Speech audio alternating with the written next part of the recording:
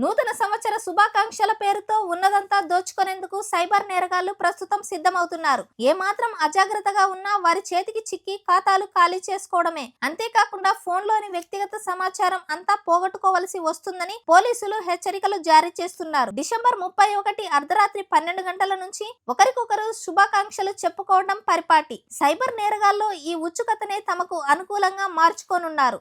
ఈ క్రమంలో సాధారణంగా కాకుండా రకరకాల చిత్రాలు, సందేశాలను మీ పేరుతో సహా తయారు చేసుకొని పంపవచ్చని, ఇందుకోసం ఈ లింక్ పై క్లిక్ చేసి వివరాలు నమోదు చేస్తే చాలని సెల్ ఫోన్లకు సందేశాలను పంపిస్తున్నారు. పొరపాటున వాటిపై క్లిక్ చేస్తే మన వ్యక్తిగత సమాచారం వారి చేతుల్లోకి వెళ్లిపోతుంది. ఏపీకే ఫైల్స్ రూపంలో ఈ గూఢచారి అప్లికేషన్ ఒకసారి మీ ఫోన్లోకి చొరబడిందంటే అందులోని సమాచారం మొత్తం నేరగాళ్ల ఆధీనంలోకి వెళ్లిపోతుంది.